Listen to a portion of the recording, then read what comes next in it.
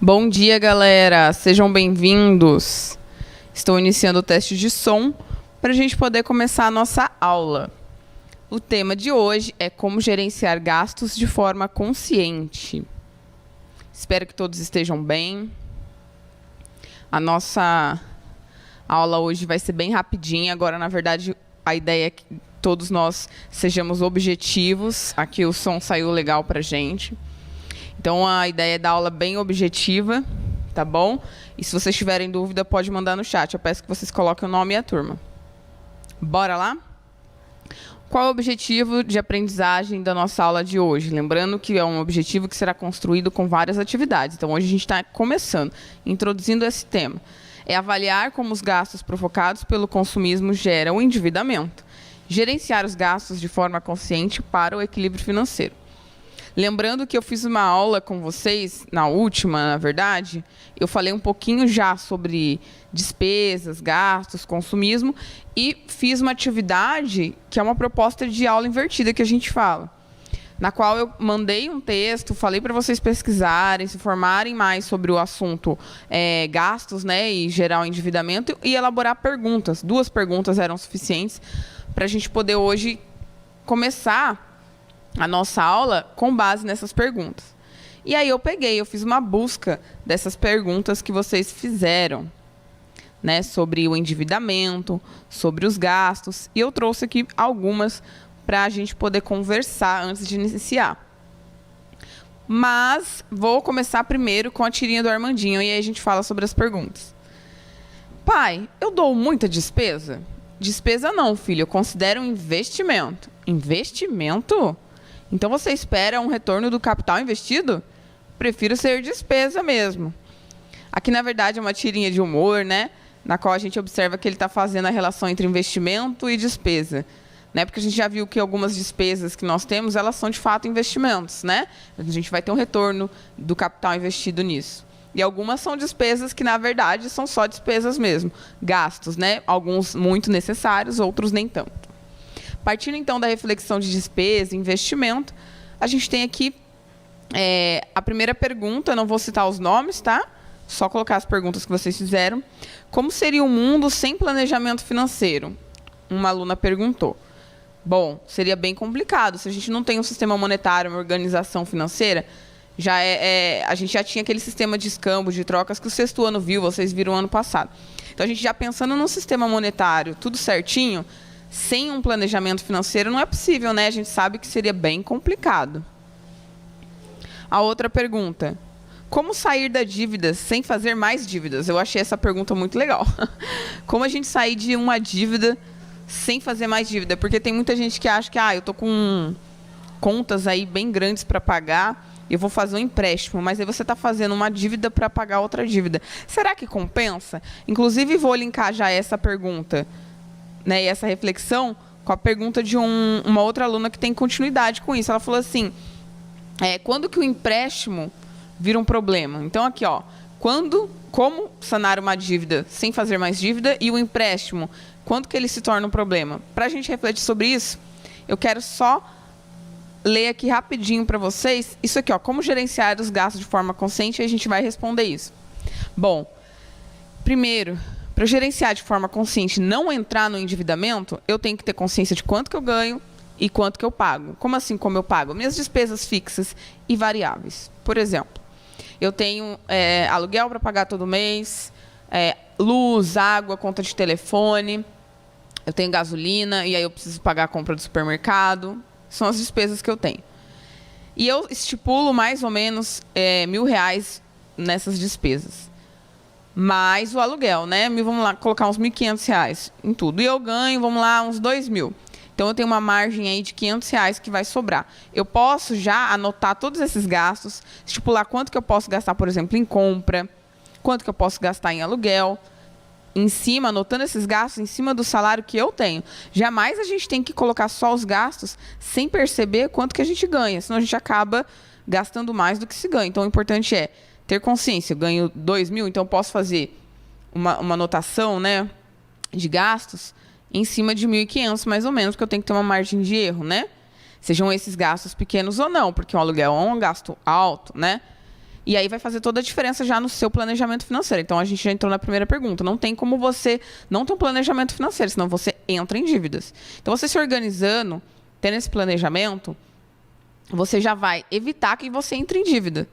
Mas, se porventura teve um problema, o carro quebrou, eu vou ter que gastar aqueles R$ 500 que sobraram, né, que era para ter de caixa no meu orçamento, eu gastei. E aí eu vou ter que ficar devendo, sei lá, um valor de R$ 50 para o banco, vamos supor.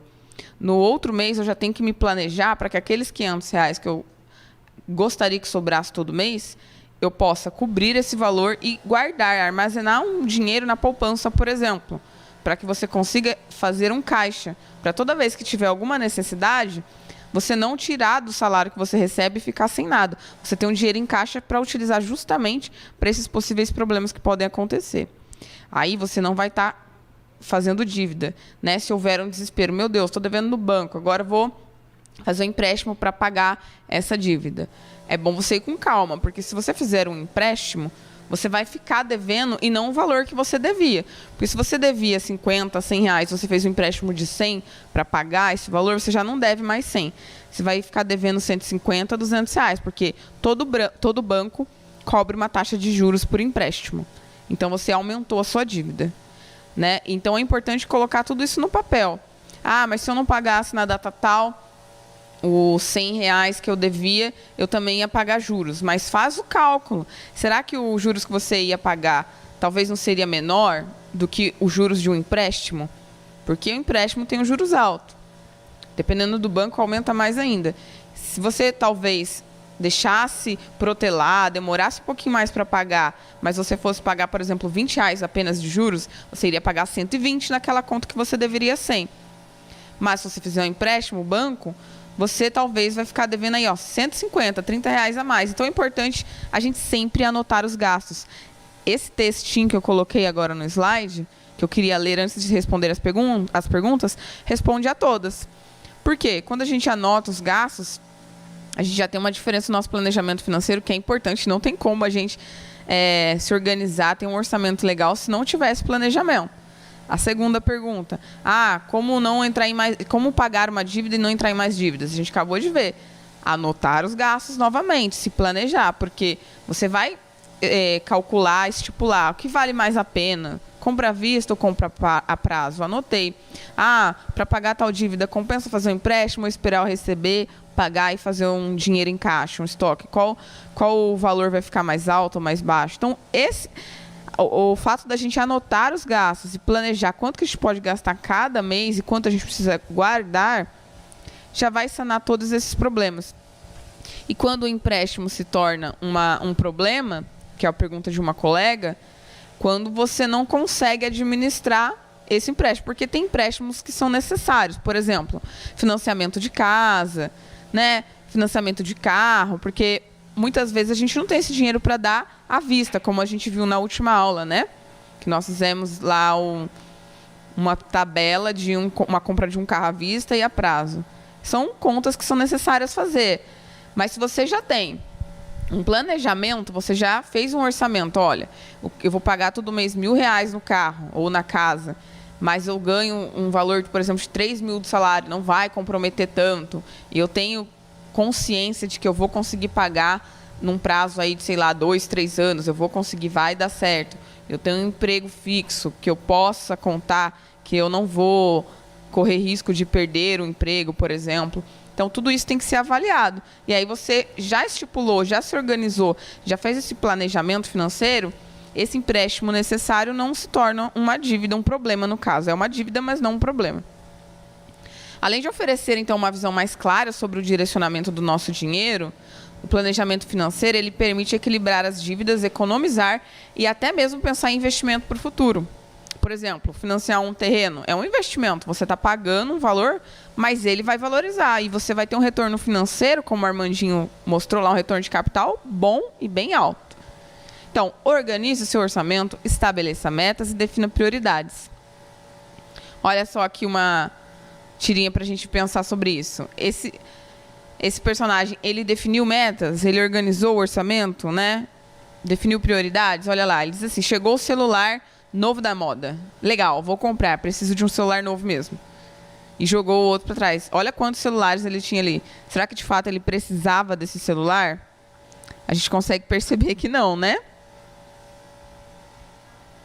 Algumas dicas, então, para a gente ir fechando aqui o nosso raciocínio sobre as dívidas, sobre como se organizar financeiramente, para não precisar entrar em outra dívida para pagar uma dívida. E como se organizar para nem ter que entrar numa dívida.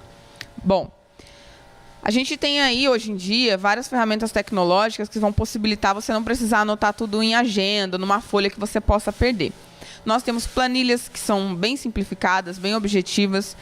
São vários tipos que a gente tem, né? A gente está acostumado a anotar geralmente manualmente, né? Ou uma folha, numa agenda. Mas nós temos já planilhas, por exemplo, em documentos que não precisam ser online, como o Excel. Você consegue pegar a planilha pronta no Excel na internet, baixar, fazer o download e utilizar ela para organizar suas finanças. Tem planilhas diárias também, né, que ela é útil para anotar pequenos gastos. Inclusive, tem aplicativo de planilha diária. É como um diário de bolso, é rápida e fácil de ser atualizada e manuseada. São pequenos itens.